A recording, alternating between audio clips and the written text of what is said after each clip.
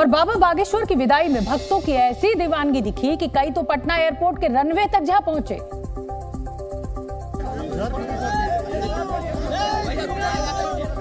और वहां तक पहुंच गए जहां बाबा का चार्टर प्लेन खड़ा था।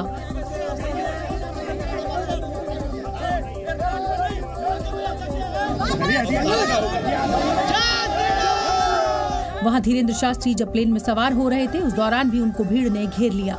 रनवे पर काफी देर तक अफरा तफरी का माहौल बना रहा, लेकिन सिक्योरिटी स्टाफ के लोग आगे आए और बाबा पंडित धीरेन्द्र शास्त्री को प्लेन तक पहुंचाया, जिसके बाद पंडित धीरेन्द्र शास्त्री प्लेन में चढ़े और लोगों का अभिवादन कर प्लेन के अंदर चले गए।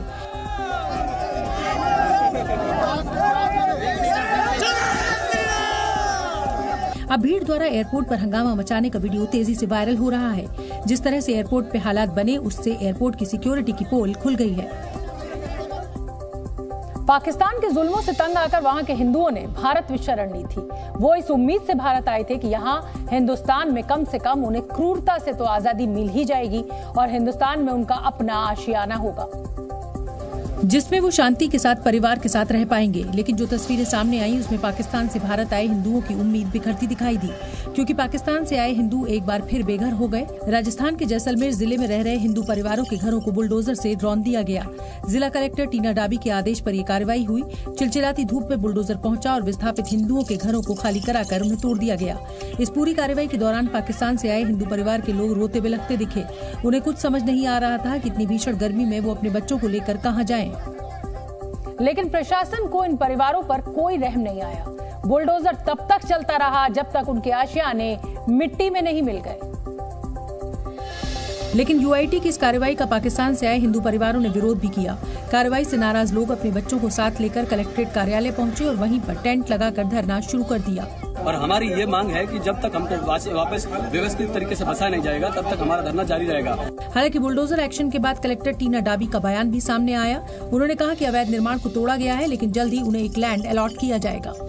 जैसे ही हम एक हफ्ता 10 दिन में एक प्रॉपर लैंड चिन्हित कर दी, इनको वहाँ पे जिनको नागरिकता मिल चुकी है उनको लैंड अलॉट भी कर दिया जाएगा। डीएम साहिबा से ये पूछा जाना चाहिए कि अब घर तो तोड़ दिए गए, जब तक लैंड मिलेगी तब तक वो गरीब कहां जाएंगे।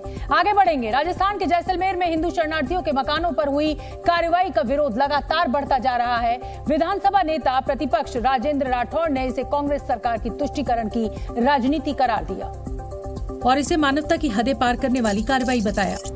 उनके मकानों को तोड़ना, पहले जोधपुर में फिर जैसलमेर में, ये मानवता की क्रूरता की हदों से पार होना है। वहीं बीजेपी नेता सतीश पूनिया के जैसलमेर में हुई कार्रवाई को तानाशाही कहा और गहलोत सरकार पर निशाना साधा। जोधपुर के बाद ये दूसरी घटना है जब इस तरीके से उनको हिंदू विस्थापितों को बेघर कर दिया गया। इससे समझ में आता है कि कांग्रेस पार्टी तुष्टीकरण की पराकाष्ठा किस तरीके से करती है। बीजेपी ने आरोप लगाया कि पहले जोधपुर और अब जैसलमेर में विस्थापित हिंदुओं के घरों को तोड़कर कांग्रेस तुष्टीकरण की राजनीति कर रही है। वहीं बीजेपी ने भी ये विश्वास दिलाया कि उनकी सरकार नागरिकता संशोधन कानून लाकर विस्थापित हिंदुओं को सुविधा देगी। दुनिया के सबसे ऊंचे पर्वत शिखर माउंट एवरेस्ट को फतेह करना दुनिया के हर पर्वतारोही का सपना होता है और चुनिंदा लोग ही इस सपने को पूरा कर पाते हैं। लेकिन नेपाल के शेरपा कामी रीता ने 1-2 बार नहीं बल्कि 27 बार एवरेस्ट फतेह कर एक नया विश्व रिकॉर्ड बना दिया है। कामी रीता ने इसी महीने 17 मई को एवरेस्ट के शिखर पर 27वीं बार विजय हासिल की है। द एवरेस्ट मैन के नाम से मशहूर कामी रीता ने 1994 में पहली बार 8,848 मीटर ऊंची चोटी पर चढ़ाई की थी और उसके बाद से तकरीबन हर साल वो एवरेस्ट के शिखर पर अपने नाम का झंडा गाड़ रहे हैं। 53 साल के कामी रीता एवरेस्ट पर चढ़ाई करने के लिए दुनिया भर से आने वाले पर्वतारोहियों के गाइड के तौर पर काम करते हैं। नेपाल के ही पासंग दावा शेरपा एवरेस्ट विजय के मामले में कामी रीता से ज्यादा पीछे नहीं है। 14 मई को पासंग दावा शेरपा ने 26वीं बार एवरेस्ट की चढ़ाई कर कामी रीता के रिकॉर्ड की बराबरी की थी, लेकिन 3 दिन बाद ही कामी रीता ने अपनी 27वीं चढ़ाई पूरी कर एवरेस्ट विजय का एक नया रिकॉर्ड रच डाला। हम आपको बता दें कि इस साल एवरेस्ट पर इंसान की विजय के 70 साल पूरे हो रहे हैं। 1953 में पहली बार न्यूजीलैंड के एडमंड हिलरी और उनके शेरपा गाइड तेंजिंग नॉर्गे ने एवरेस्ट के शिखर तक पहुंचने में कामयाबी हासिल की थी। तब से लेकर अभी तक दुनिया भर के 11,000 से ज्यादा पर्वतारोही एवरेस्ट पर चढ़ाई पूरी कर चुके हैं।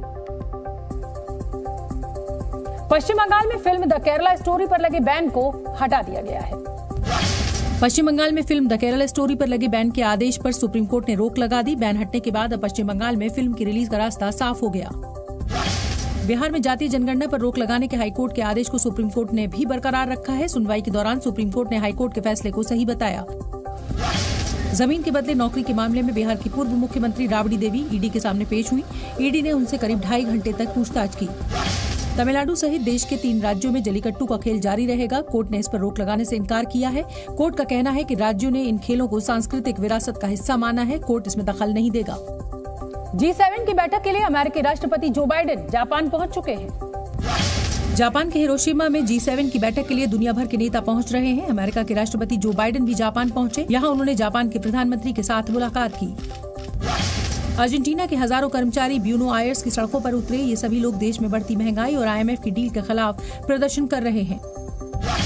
रूस के क्रीमिया में धमाके के बाद ट्रेन के 8 डिब्बे पटरी से उतर गए। क्रीमिया प्रशासन धमाके में शामिल लोगों की तलाश कर रहा है। इटली के उत्तरी क्षेत्र में भारी बारिश के बाद आई बाढ़ की वजह से अब तक 9 लोगों की मौत हो गई, जबकि हजारों लोगों को अपना घर बार छोड़ना पड़ा। पूरे देश में साइबर फ्रॉड के लिए बदनाम झारखंड के जामताड़ा से एक अच्छी खबर मिल रही है। वहां के 2 किसान भाई एक अनोखी नस्ल के आम की बागवानी कर रहे हैं, जिसकी पूरी दुनिया में भारी डिमांड है।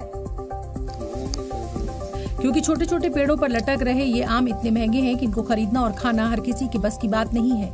यकीन नहीं हो रहा तो चलिए आपको इनकी कीमत बता देते हैं। बेहद खास किस्म के इन आमों की कीमत 2,70,000 रुपए किलो है।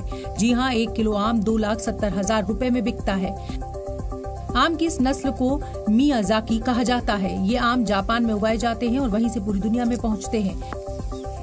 मियाजाकी नस्ल के आम के दाम और उनकी डिमांड के बारे में जानकर जामताड़ा के 2 भाइयों ने इसकी खेती शुरू की और अपने बाग में इस आम के साथ पौधे लगाए और इस साल दोनों भाइयों की मेहनत रंग लाई।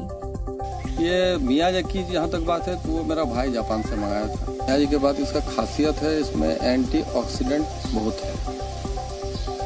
माने कैंसर मरीज को भी ये खिलाया जा सकता है।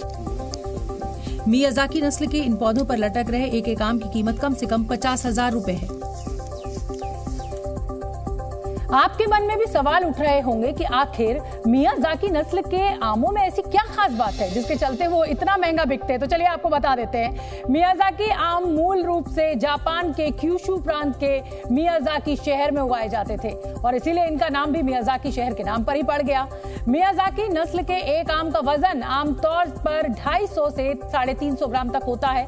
साथ ही इन आमों में फ्रूट शुगर की मात्रा साधारण आम के मुकाबले 15% ज्यादा होती है। मियाजाकी आमों के बाकी आमों से अलग यही बनाता है और वो है उनका रंग, क्योंकि ये आम पकने के बाद हरे या पीले नहीं बल्कि बैंगनी और रूबी कलर के दिखते हैं। जापान में माना जाता है कि मियाजाकी आम खाने से आंखों की रोशनी और रोगों से लड़ने की क्षमता बढ़ती है, क्योंकि इसमें फॉलिक एसिड, एंटीऑक्सीडेंट और बीटा कैरोटीन भी प्रचुर मात्रा में पाया जाता है। सेहत से जुड़े फायदों को भूल भी जाएं तो एक्सपर्ट्स का कहना है कि मियाजाकी आमों जैसा स्वाद दुनिया के दूसरे किसी आम में नहीं है। Zee News.